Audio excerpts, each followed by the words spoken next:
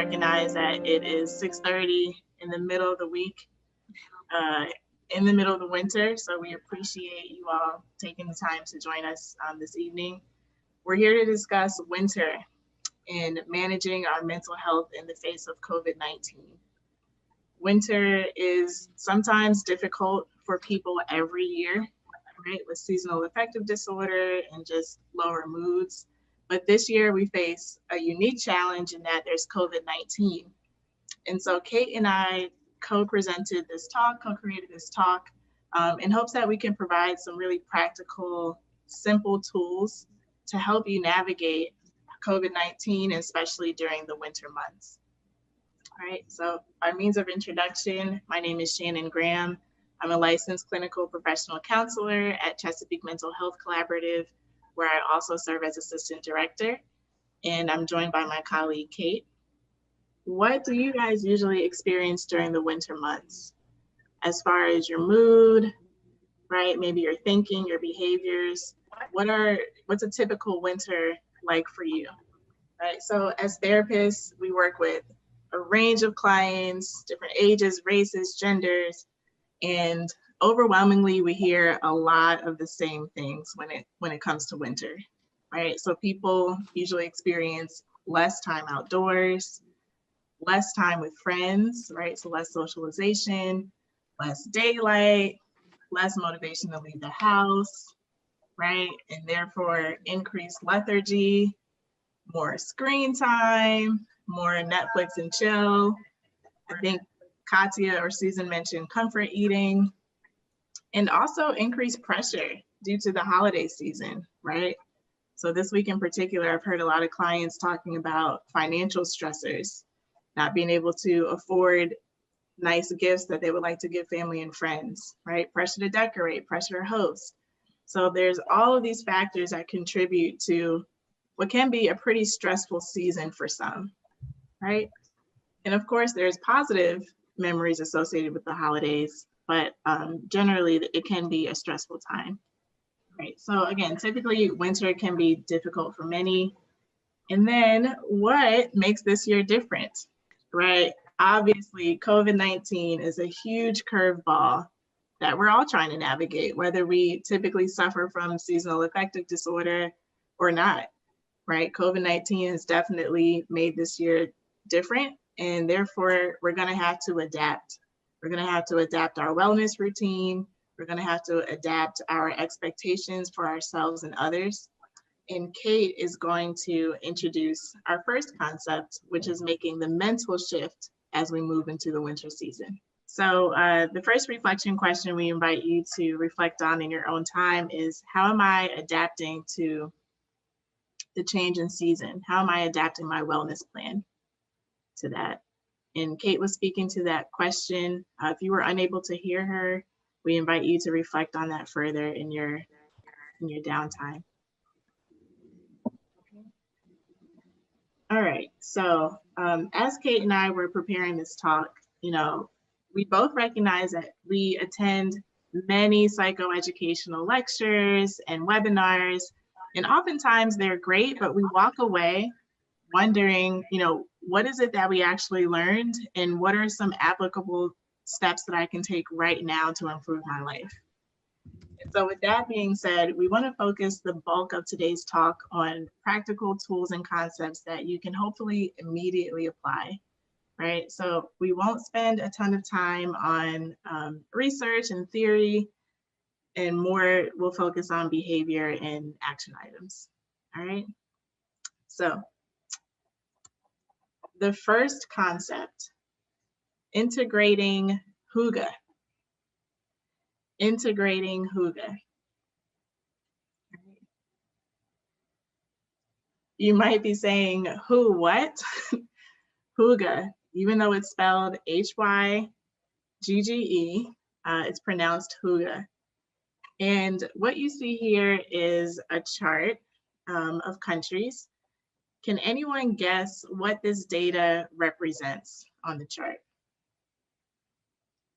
Any takers? Happiness? Yes, I think that was Phil's voice. Yes, happiness indeed. And good job, Heidi. Yes. So this is a list of the top 20 happiest countries in the world, taken from a study conducted in 2019 by the World Happiness Report. And what you'll notice on this chart and on similar charts from years past is oftentimes the top 5 to 10 countries are Scandinavian, right? So Denmark, Norway, the Netherlands, Sweden.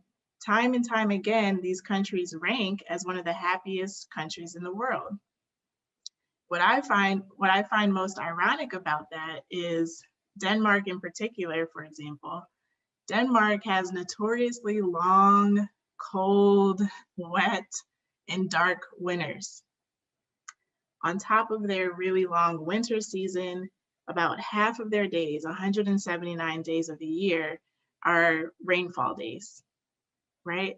So not necessarily the most optimal weather conditions to live in, and yet time and time again, they rank in the top countries, the top happiest countries in the world.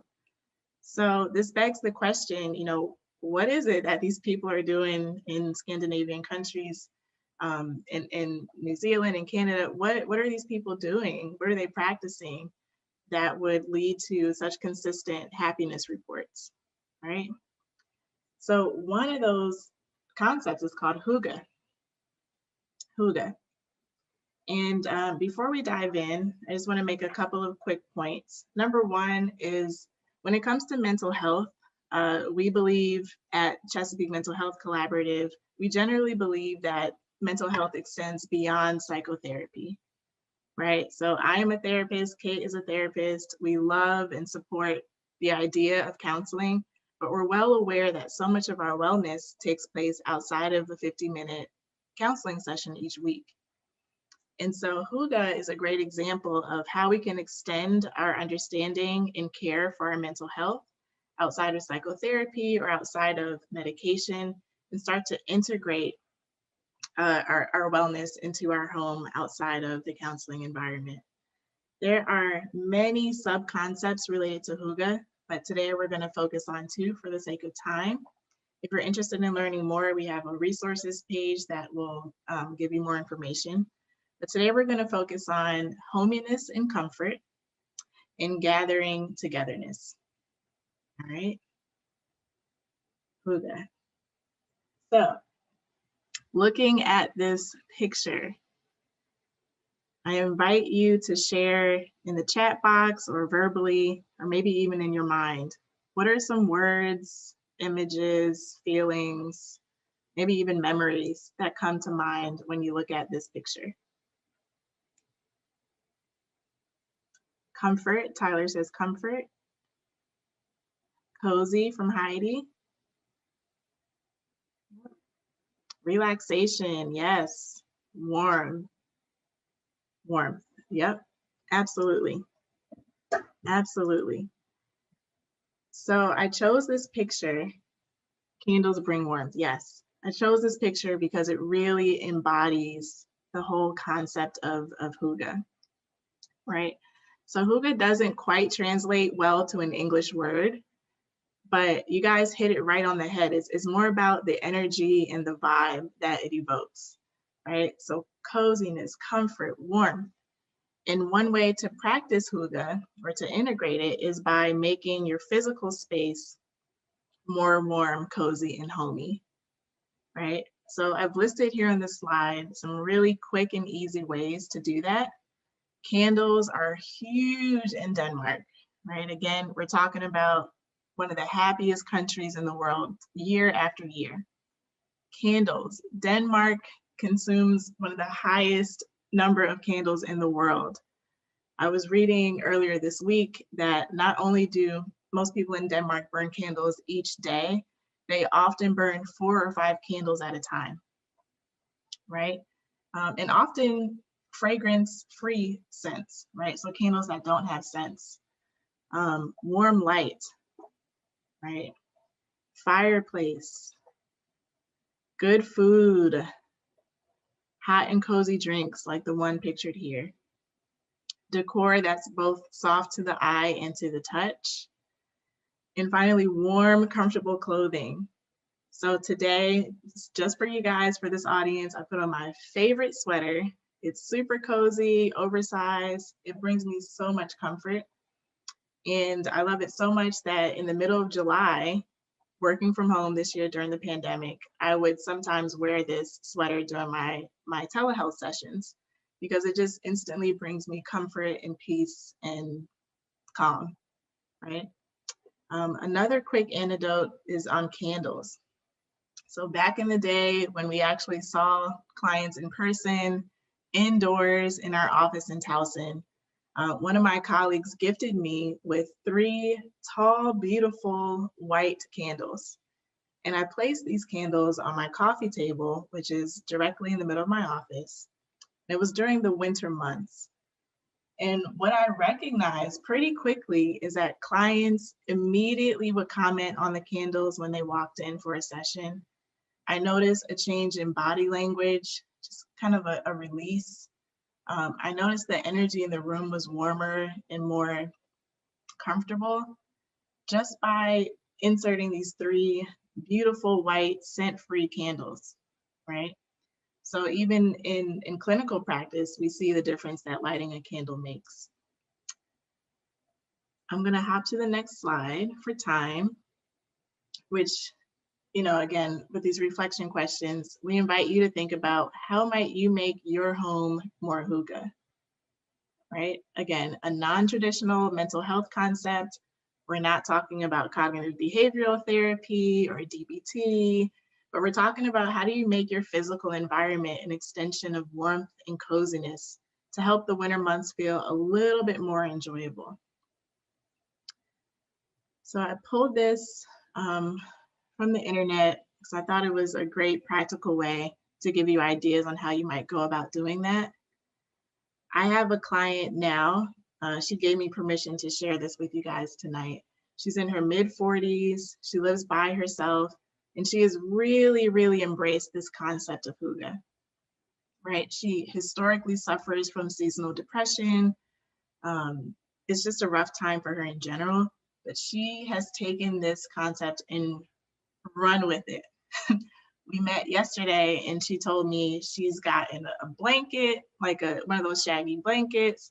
She's been making mulled wine, which is a wine with a bunch of spices and aromatics, and it's a warm, cozy drink. She's got her books all set. She's even changed out her light bulbs in her living room. So she went and got the soft lighting, and she has said it's made a world of difference for her already in November. So clients are really practicing this concept. If you Google hygge, you'll see millions of Pinterest boards and Etsy pages, and there's even hygge coffee shops.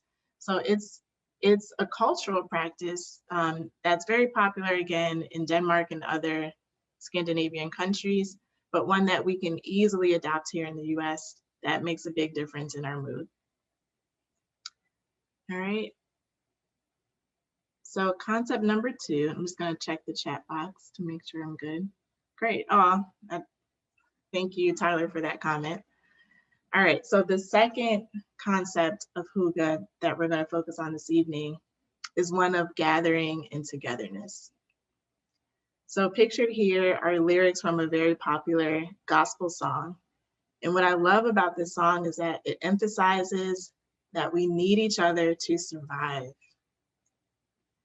We need each other to survive.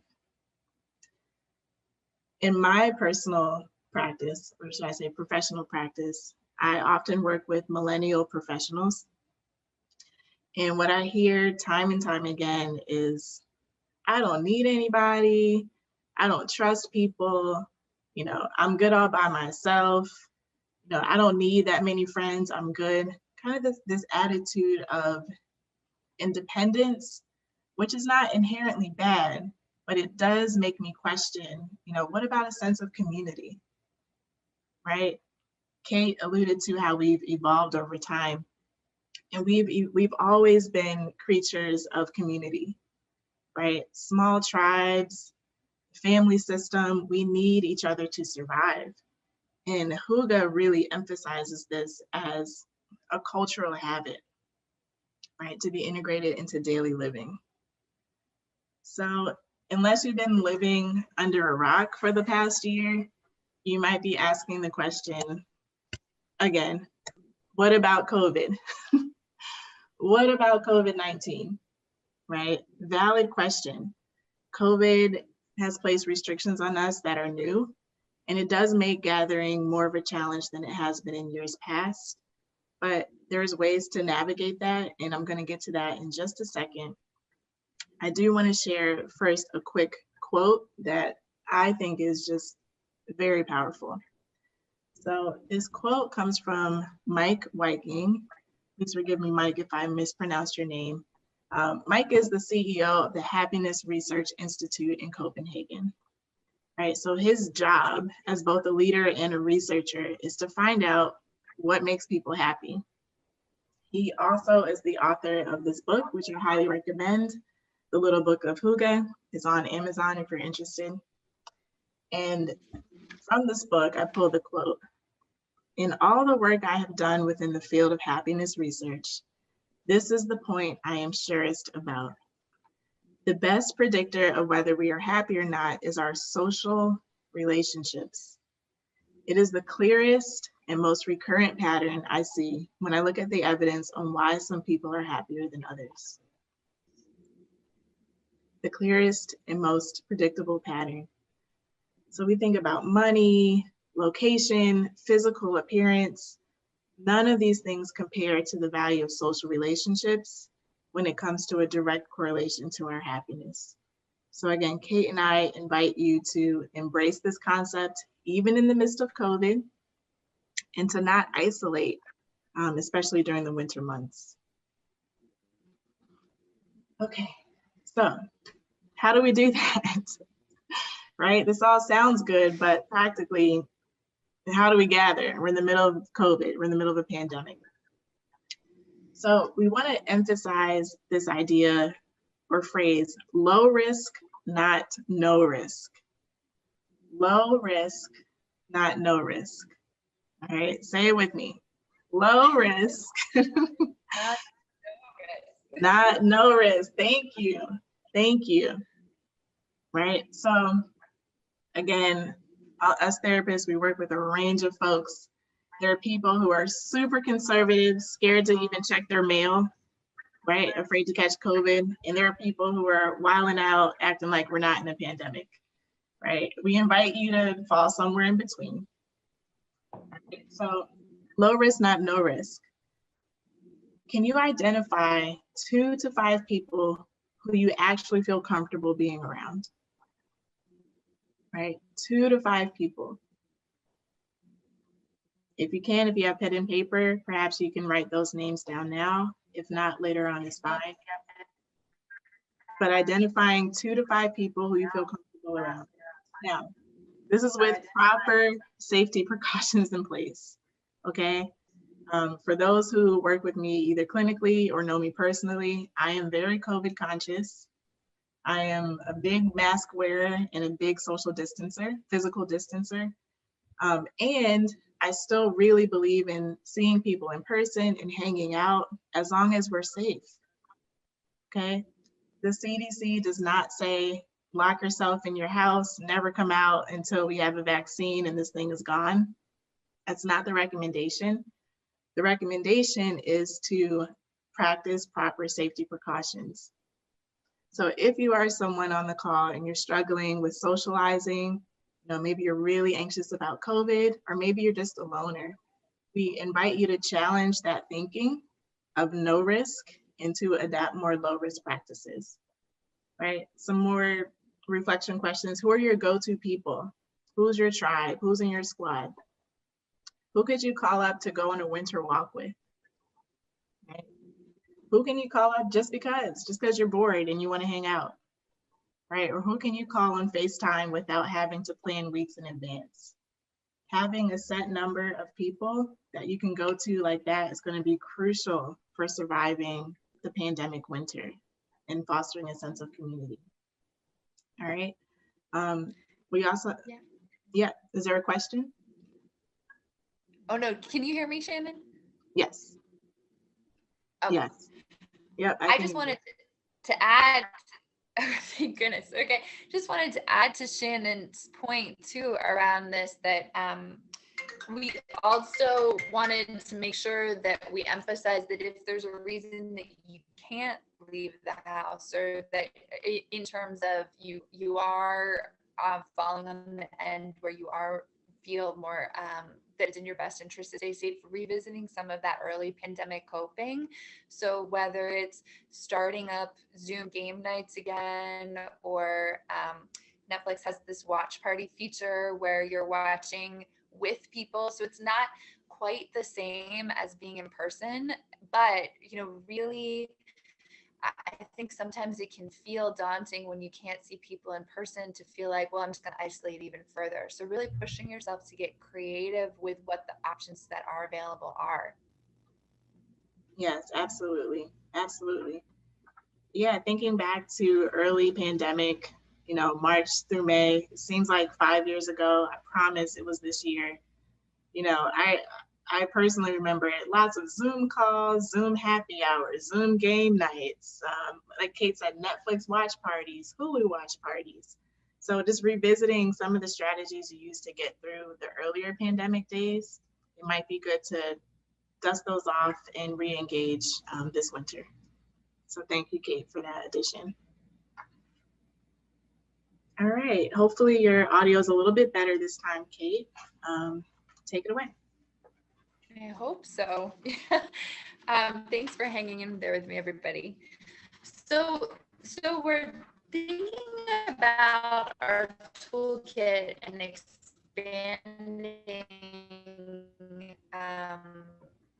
expanding those just options. And one of the best options we can both learn from in the seasonal shift and use as a source of coping is nature. So Jenna and I have been talking a lot about this idea that nature's not closed, and nature is there for us. And it seems like we're probably going to be getting a lot of lessons from Nordic, Scandinavian countries and their concepts. And one of the other concepts we want to talk about is the idea of friluftsliv. I think I said that right. I'm not quite sure. I hope I did. But it's this concept that essentially is using, the way I like to think about it is like using the outdoors as an extension of your home. So really what it translates to is this concept of open air living. And that seemed to be something that we all, or many people, really embraced in the early days of the pandemic, and then especially over the summer. I think I saw a statistic that sales of tents were up 119% this summer than they had been previously. Camping stoves were up 400%. So people really, I think for many people, I think it felt safe, and it felt like you were able to use also for socializing, which for many people that's been what they've used nature for a long time. But I think that we've seen that people in the pandemic were rediscovering that. Maybe they hadn't had that experience since they were children, or maybe they never had that experience at all. When we think about the winter, that starts to change, right? We have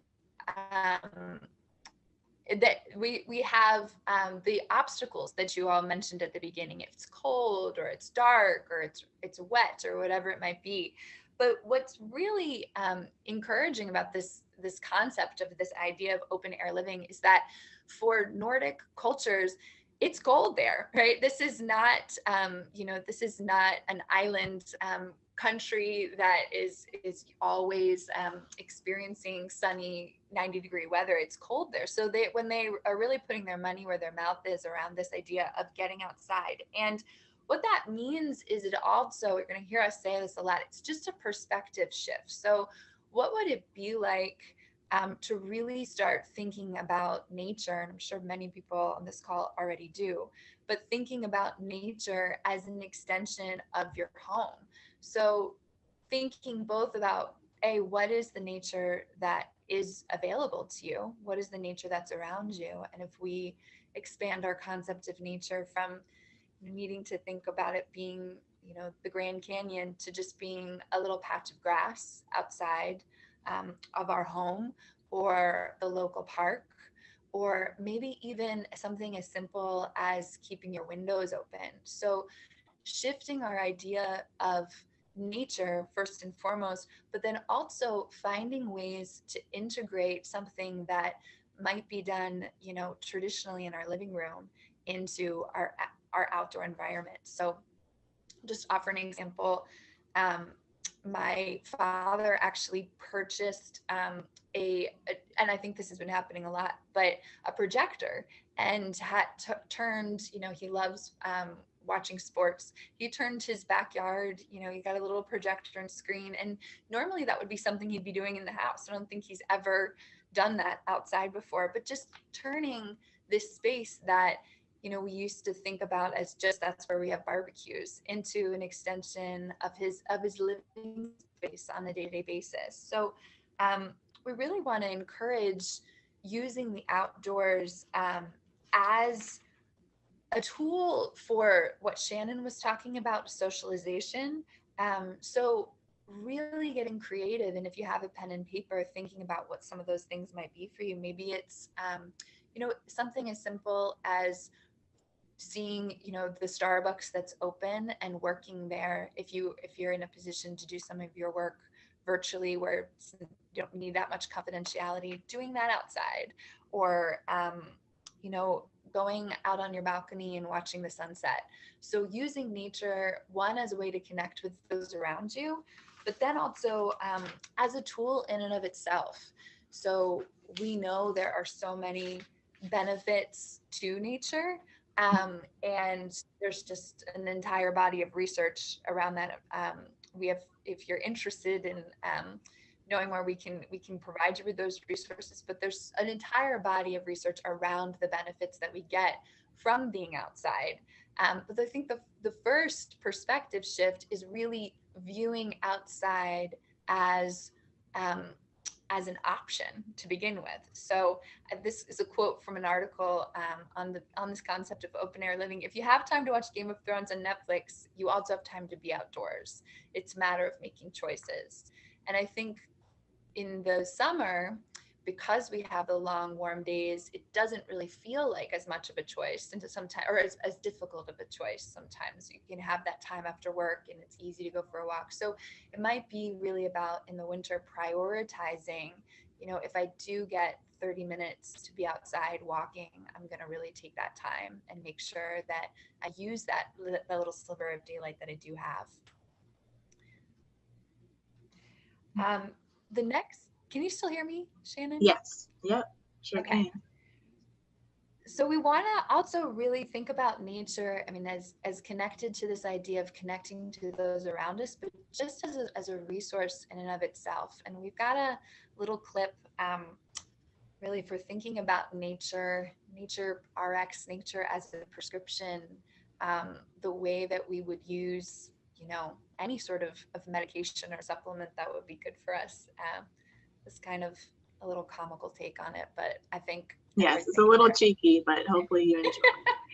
I would agree with all of it, though. I wrote and directed this short comedy called Nature RX. Here it is.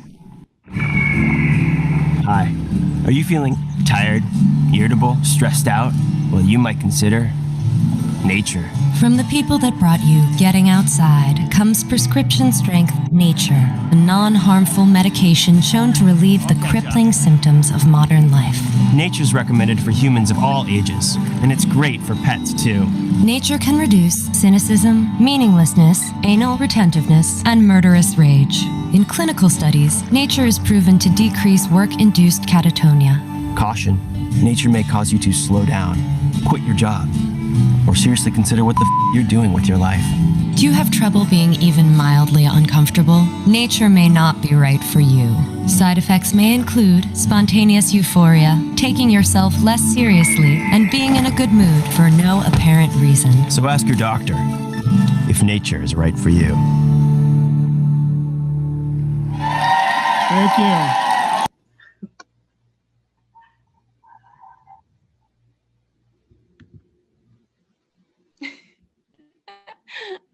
Okay, so thinking about nature, in that clip, there's, we know maybe the benefits, but there's the line in there. If you're uncomfortable with mild discomfort, one of the things that comes up a lot is like in the winter, but it's really cold and it might be snowing and there could be mud and all of these reasons that feel like obstacles to getting outside. And to that, this, the popular Norwegian saying in response to, but it's cold outside, is that there's no bad weather, only bad clothes. So as part of thinking about this, using nature, and especially using nature to connect, so to get outside, to connect with yourself, to connect with the environment, and to connect with other people, we wanted to get really practical and talk about, well, what would that look like to be prepared for getting outside, and not seeing it being, especially it being cold and wet, as an obstacle to that. So let Shannon speak to that. Thank you, Kate. Yeah, so as a huge fan and admirer of nature, there's so many lessons that we can learn from being outdoors. But for me, one of the most prominent and consistent messages is learning to sit with and push past the discomfort. Learning to sit with and push past the discomfort. So yes, it is winter and it is getting cold. And in a few months, we might look like this woman in the picture, red nose, snow in our hair. She probably can't feel her ears, right? Winter does push us out of our comfort zone, and it can be really freezing cold outside. But what nature encourages us to do is to sit with that discomfort, to acknowledge it, right? To recognize how we feel about it, and to keep going anyway. And this isn't a lesson that nature offers only in winter. If we think about the summer months, right? When it's 95 degrees, hot and humid, and you're dripping with sweat. Or in the spring, you might be sitting on your balcony and there's a wasp that comes up and makes its presence known, right? Or even in the fall, going for a hike, you might get startled by a leaf that falls in your hair. So time and time again, nature forces us to sit with discomfort and to move past it, which is really a broader lesson for managing stress and anxiety in general.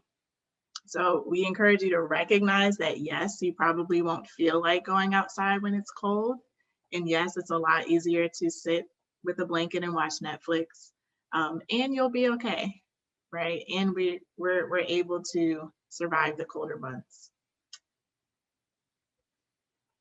So another practical question to ask yourself, it might be an obvious one, but we think it's important, which is, what's in your winter wardrobe? A lot of us ladies on the call, we get excited about fall fashion, wearing our scarves and our beanies. But what about your winter wardrobe? Do you own clothing that is not only cute and fashionable, but functional? So I have some show and tell here to drive the point home. These are a pair of boots that I bought for myself last year. It's my first pair of functional snow boots that I've invested in as an adult, and they're really cute. And I love these boots, and they even made me look forward to the snow. I remember last winter I was waiting for it to snow just so I could wear my boots, right? What about gloves? Do you actually own a pair of gloves that will keep you warm and give you mobility and dexterity with your hands? Right? Being equipped for the colder winter temperatures is crucial. Really simple, again, not textbook mental health stuff, but very practical and usable information. So we encourage you to open up your closet after tonight's call, assess your wardrobe, and if you need to upgrade it for functionality, please do. Well, and Shannon, if I can jump in real quick too, we were laughing about how we experienced this in real time as we were actually planning this presentation. I came over to Shannon's place. We're sitting in her beautiful courtyard, and we had a moment where we just weren't dressed quite right. It was still one of those days that was transitioning. And we had this moment where we're like, wow, should we go inside? And then we were laughing because we're doing this presentation and leaning into discomfort and using nature as a tool. And Shannon was like, oh, no, I'm going to go inside. I'm going to get myself a blanket, put on sweatpants. And then we were there for another hour and a half and ended up having, a time that we probably wouldn't have been able to connect over in the same way these days with a mask on inside. So just, we leaned into it. Absolutely. Great example, Kate. Thank you. All right. So we're going to revisit this video clip again. And relatable messages about nature that communicate value. An explosion of research in the last 10 years has shown the incredible benefits of getting outside in nature for us humans. It boosts our immune system, it speeds up healing. Getting outside is great, both for our physical and mental well-being. Nature increases positive moods, so vital for living, like happiness and gratitude. And with our climate crisis, there's compelling research that shows time outdoors leads to more sustainable thinking and less consumption. Getting outside also vastly improves your sex life. I think even Spock would find that most intriguing. The social science and market research shows. Okay, yes, we realize it's a little cheeky, but we thought it was cute. And more importantly, he summarized some of the benefits in nature. Look, there's a ton of research on the connection with nature and mental health. The founder of our practice, Dr. Heidi Schreiber-Pan, is an expert in nature integrated therapy. So if you'd like to learn more, we're happy to provide more information. But again, today we just wanted to focus on the practical tips of what you can do. Right, so 10 minutes, you see this in lime green text, 10 minutes a day. We invite you to challenge yourself. So maybe you're not an outdoor person, maybe you really don't like the cold. I'm working with a client right now who is from a warm climate country. When it's below 70 degrees, he's not into it. He's not into it. And week after week, I check in with him and say, did you get outside this week? I know it's 64, but did you get outside? You know, I challenge you to find 10 minutes a day to get outside. My mom and I took a quick walk the other day, 10 minutes around the block. It made a huge difference. All right, so 10 minutes a day. All right. Lastly, like Kate said, outside is not closed. Outside is not closed. Outside is not closed. And if you want the benefit of nature, please take the prescription, right? Kate came up with a fantastic analogy. She said, you know, if there were a magic pill that we could take in the winter months just to help us get through it, you know, to bring us to spring, just help us feel a little bit better. If it had no side effects, we probably would all take it, right? So please just allow spending time outdoors to be your prescription. Allow nature to take care of you, to hold you, and to help you with your wellness. All right, I think you guys get the point. We're big nature advocates at CMHC. Huge. Nature nerds. Yeah, we are nature nerds, but I think you guys get it. This concept of discipline versus motivation is one that I often share with my clients, right? Which is, we're not going to always feel like doing what we need to for our wellness, right? Some clients don't even feel like showing up to therapy, if they're being honest, right? Keeping the appointment. We may not feel like eating clean when the hamburger just smells so much better, right? But discipline requires us to do what we know is good for us in spite of not feeling like it. We encourage you to get really honest with yourselves, as we had to do for this presentation. Get honest with the fact that, yeah, you might feel jazzed after tonight, or you might feel inspired for a couple of weeks to integrate Hygge or, you know, do whatever. But after a while, that's probably going to go away. And that's okay. That's okay. But can you challenge yourself to rise to the occasion of practicing self-care, specifically uncomfortable self-care like going outside in 30-degree weather? Can you discipline yourself enough to reap the benefits, even when you don't feel like it? Right? So for my note takers out there, here's a great question to ask yourself. How can I plan ahead for the days when I just don't feel like it? Right? And then normalizing that feeling or that challenge rather than viewing it as an excuse to give up. So how do I plan ahead when I don't feel like getting out the bed? Because it will come. How can I plan to navigate that challenge? Right? Yeah, and part of that can just be as simple as like being really kind to your future self. So if at night, you have a minute, put your shoes by the door the next morning so that you can take care of the you who's going to wake up the next morning and be tired and not you want to look for them. So really consider extending compassion and kindness to future you as best you can by putting things in place that are going to make it easier for that moment that inevitably is going to come where you don't want to get up and go for a walk in the dark or go outside after a day of looking at a screen. Excellent. Thank you for that. Thank you for that. So I'm going to zoom through the next slide, being cognizant of time. Fortunately, the slide is pretty simple. So low lifts. These are activities that you can try that don't take a lot of effort, that will maybe help you ease into integrating nature in your life if you're not doing this already. So love the first one. It's a sit spot. Sit spot, and it's exactly what it sounds like. It's a spot where you sit, right? So the idea is to pick a place, hopefully one that's accessible, doesn't take a lot of energy to get to. Maybe it's your couch, maybe it's your balcony, maybe it's a park outside, but finding a spot where you can sit each day for about 15 minutes. And the idea is to sit at the same spot at the same time, no screen, no phone, and to simply observe. Observe your surroundings, right? Observe the changes in nature in front of you. So right now, obviously it's fall/winter. The trees are changing. I like to sit and notice how many leaves are on the tree day to day. Also, you can notice the pace of nature. Like, how does nature move? How do the birds move differently from the ants on the sidewalk? Right? So it's about finding a consistent space and time to contemplate, to connect, to be mindful, and to be present with nature. Next one, super simple, makes a world of difference. Crack a window. Open a window.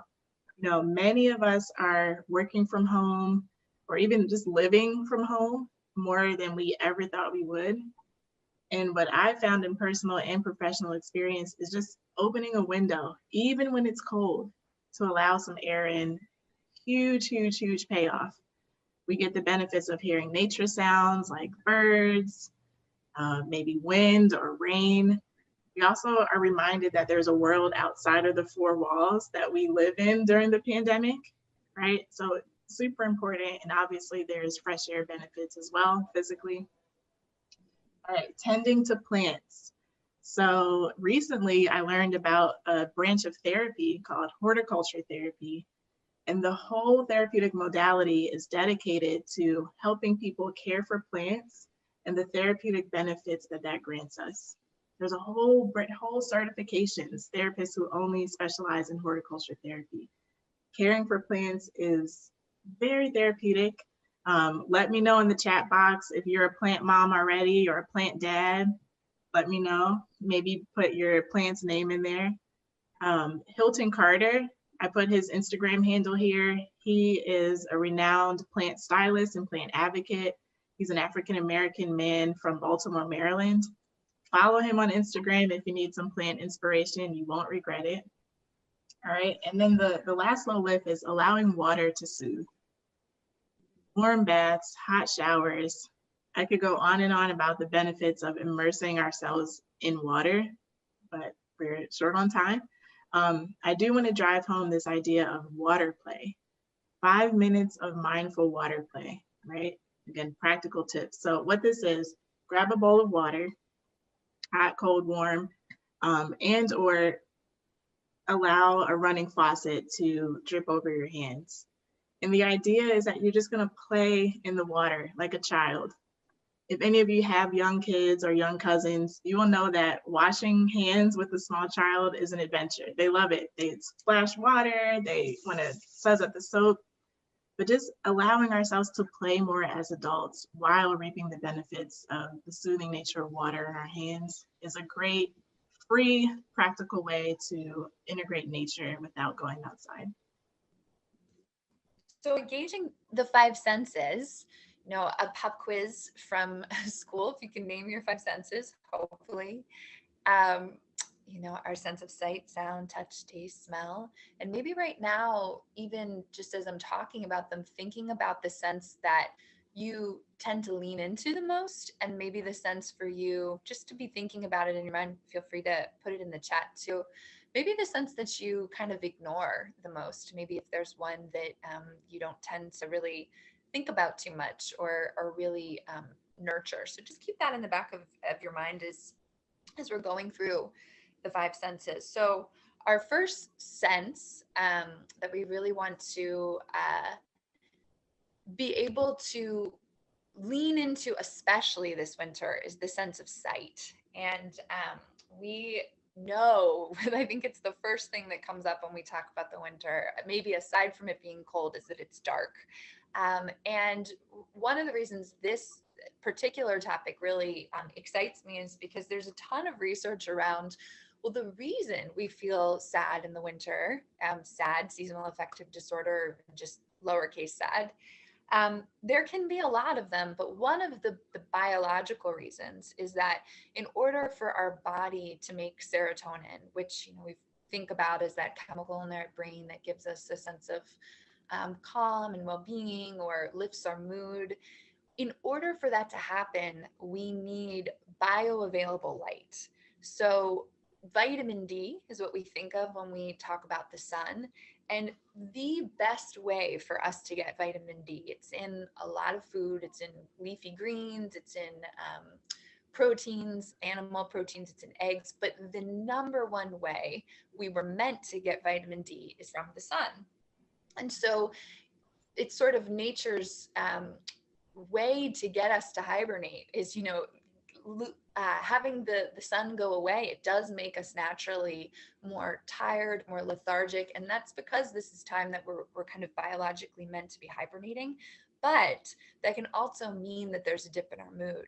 So the best way that I know, and I've recommended this, I use one myself, I've recommended it to a number of clients and family members and friends, and it's called the Happy Lamp. And so you can get one, you know, obviously check with your doctor, you know, to make sure that that makes sense for you, but they're very inexpensive. If you go online, you can see ones for, you know, thousands of dollars, but they start at about $30. And for what you're getting, it's really an opportunity to mimic that bioavailable natural light. And the idea of the Happy Lamp or a happy light is that you would, in the morning, as soon as you wake up or as soon as you're able to, all you need to do is sit in front of it for about 10 to 15 minutes.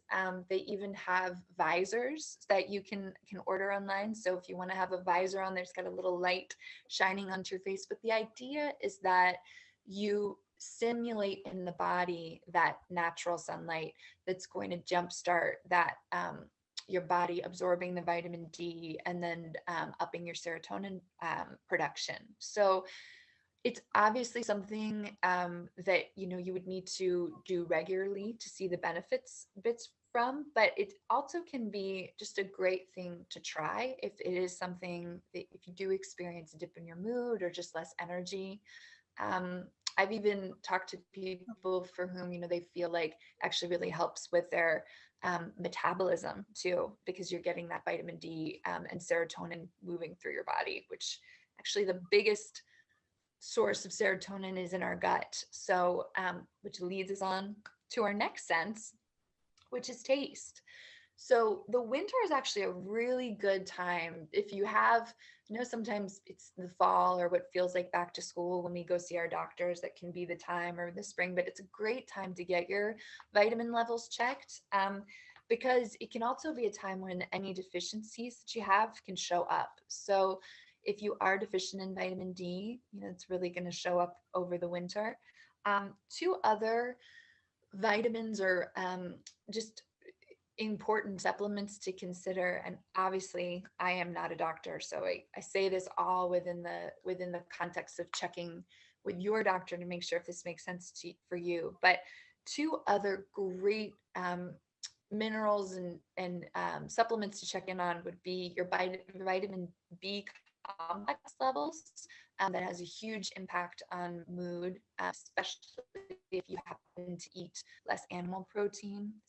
So it's vitamin B complex, and I'll also type that in there. And then also magnesium. So magnesium is one of the best supplements to consider if you have a hard time with sleep, if your sleep's interrupted, or anxiety. So those are just a couple things to keep in mind from the health perspective. For taste, when we're thinking about taste, we're obviously also talking about food. So keeping in mind, obviously moderation around holiday eating can be a challenge, but maybe shifting the idea from, kind of times of binging to just a consistent moderation with a treat around the season. And then the other piece is a way to gather creatively around food. So I think it's notable that in France, the only dietary recommendation that's put out by the government is to eat with people, recognizing this benefit of sharing meals with people.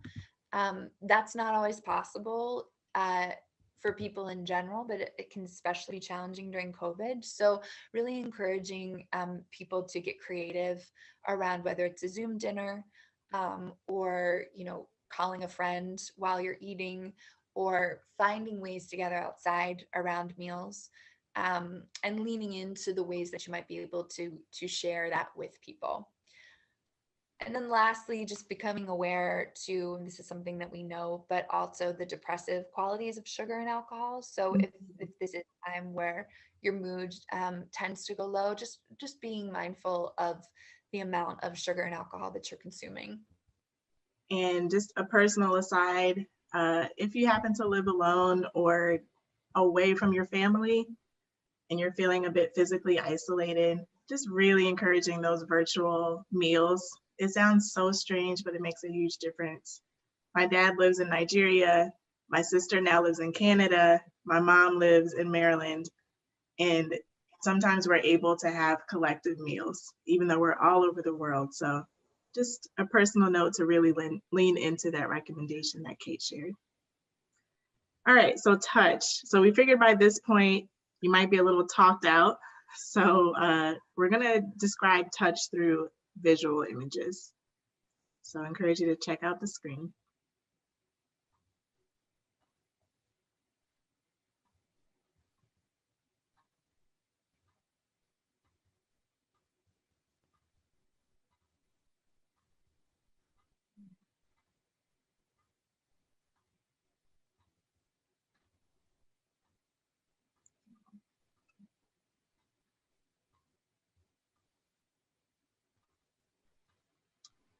Yep, petting the dog. Yes, if you're lucky enough to be a pet parent, please love up on your animals this winter. They're great cuddle buddies and provide mental health benefits, as we know.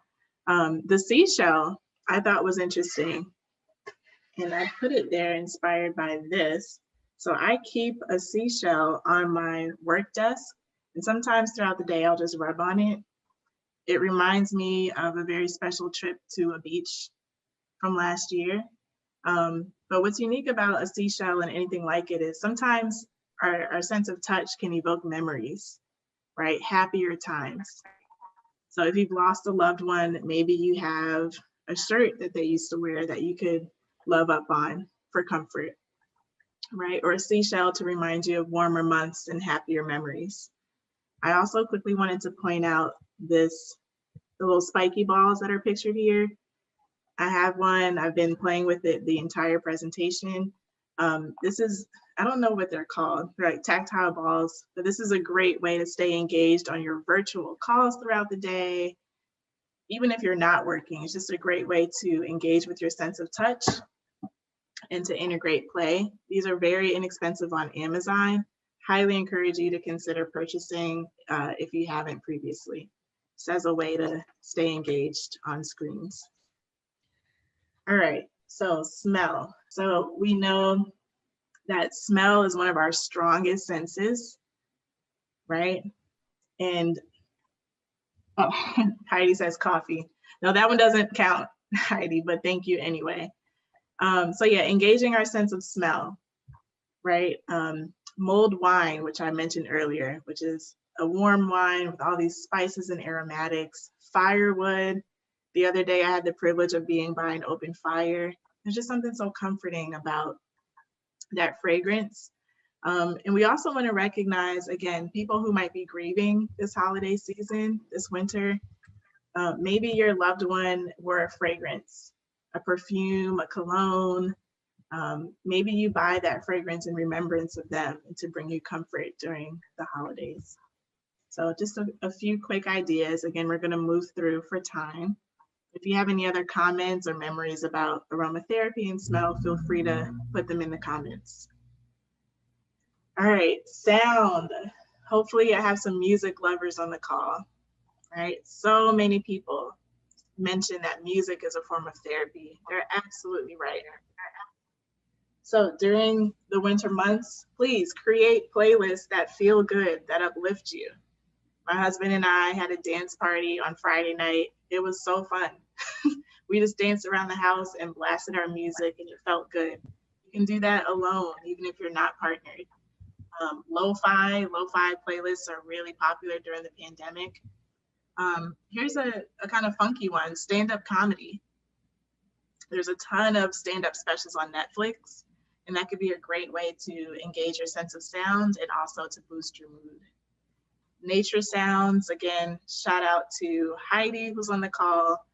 She always talks about the soothing nature of bird song, water, and wind as three sounds that activate our parasympathetic nervous system, which is essentially how our body calms down and constructively reacts to stress.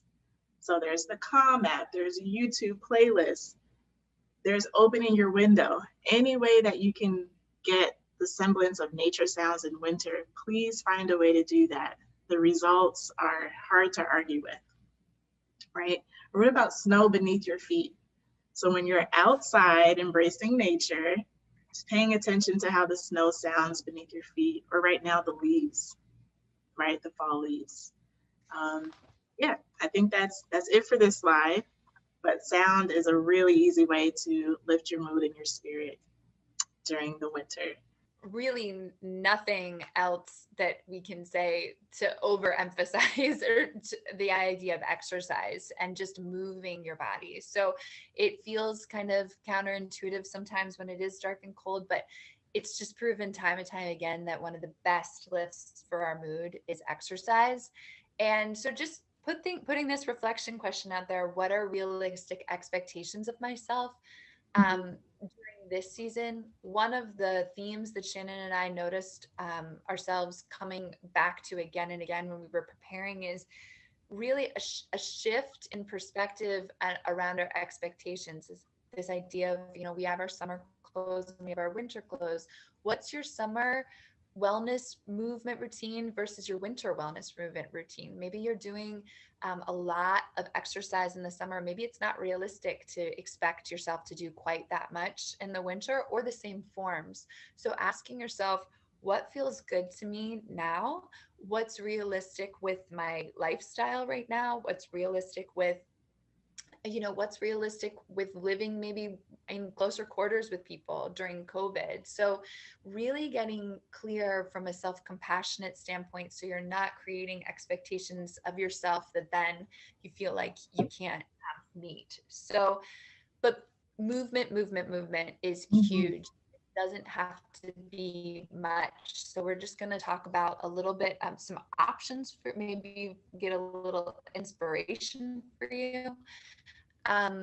It can be a walk, it can be gentle stretching, it can be like Shannon was saying, a dance party.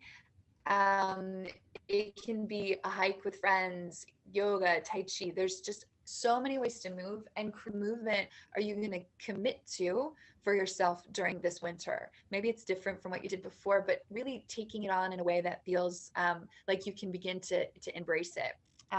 Yeah, and then obviously that's wonderful in itself, but even better if you can be doing it with other people. So for that too, if movement is Zoom options are great for that. So it's not the same as being with a bunch of people to dance, but making sure that if you want to reach out, that's going to be what inspires you to do it. Find ways to connect virtually with it too.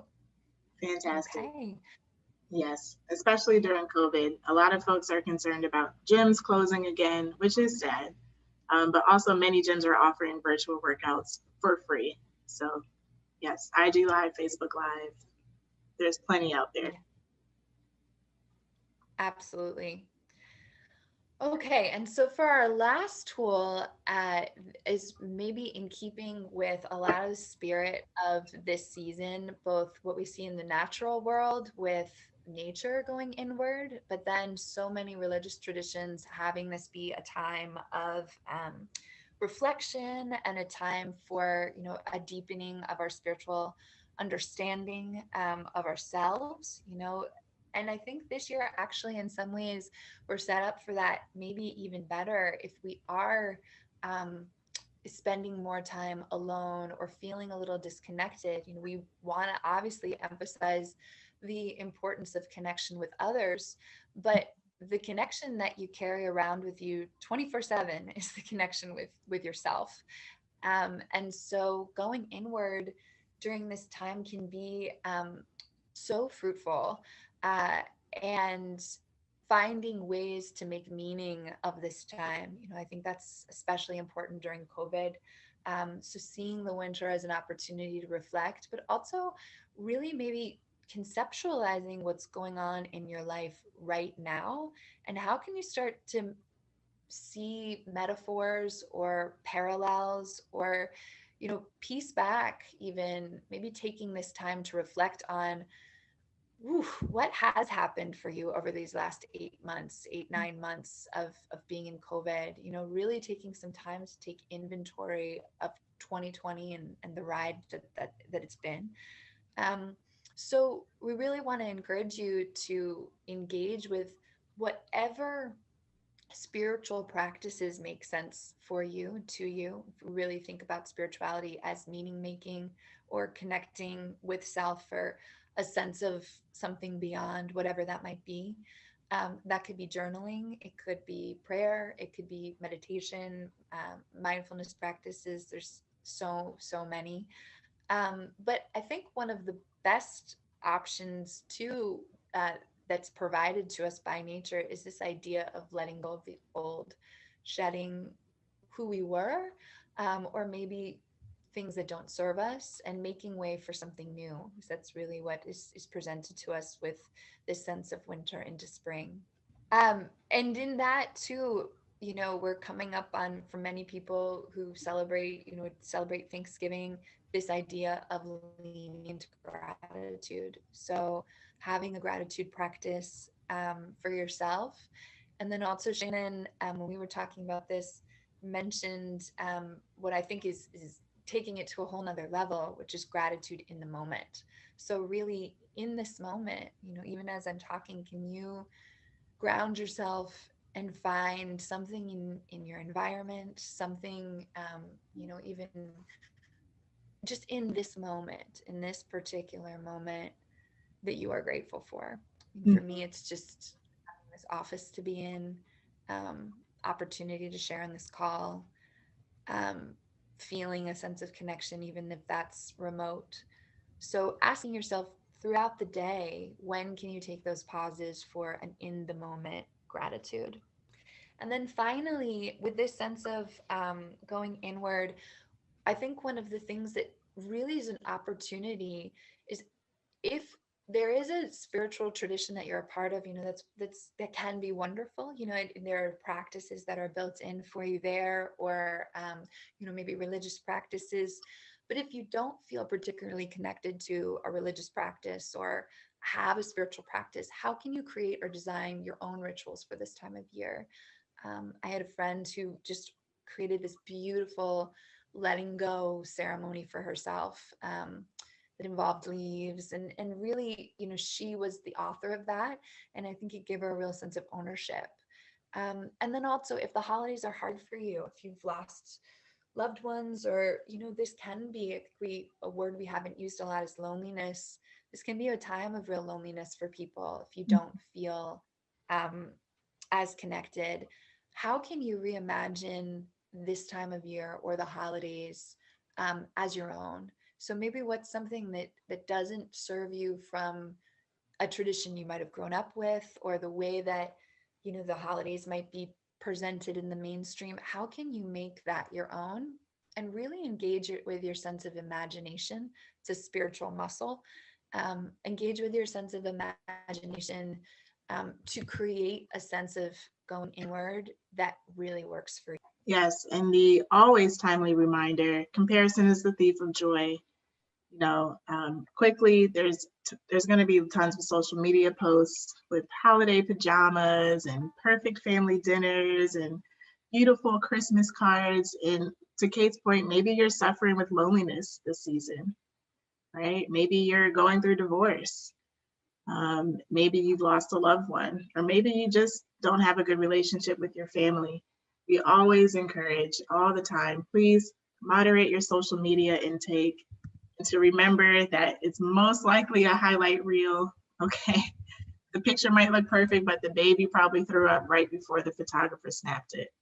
So please, please, please moderate your comparison and social media use. All right, so wrapping up, Kate, you want to talk a little about? Absolutely. Yeah. So wrapping up, we want to acknowledge that so seasonal affective disorder is now referred to in the mental health diagnostic manual as major depressive disorder with seasonal pattern. I personally think SAD is a lot catchier, so I don't know why they changed it, but we want to acknowledge that it is, everything exists on a spectrum. So it's totally normal, to feel anxious in times of a pandemic and things like that.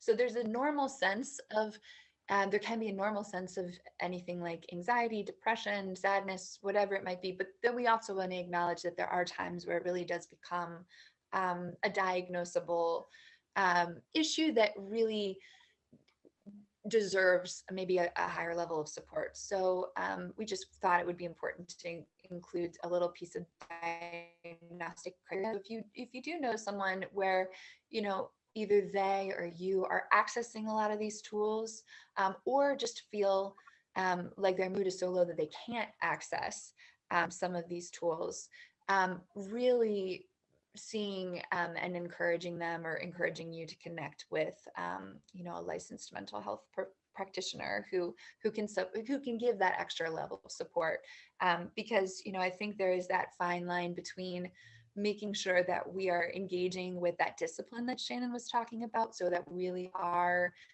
showing up for ourselves and taking our mental health into our own hands, taking responsibility for it. And then also recognizing that there's always going to be times where we need additional support. So I love this meme because I think it's so true for me often when I go to therapy too. But we just wanted to end on kind of a humorous note. Yes, and it's okay. Even if you're doing well generally in the fall and the summer, it's okay to open up with your therapist and really disclose how you're struggling, with the change in season and with the pandemic. So we just want to emphasize building an honest rapport with your therapist if you need additional support. All right, so we appreciate you guys hanging in there. We know we're about 15 minutes over our scheduled end time. We have a list of resources that we are happy to share. If you're interested, these are all hyperlinked bullet points so that you can learn more about managing mental health during a COVID winter. And of course, we'd like to allow at least a few more minutes for folks to enter questions, comments in the chat, or just share any reflections from today's talk. Any other feedback? I see a bunch of people saying thank you in the chat. Thank you guys. We'll hang around for a bit more. We do invite you to follow us on Instagram and Facebook. We're often providing mental health tips, blog posts, events. Most of the time, the events are low cost, like today's session, $10 to $15. So please engage with us online. We would love to have you in our network. And finally, our contact information.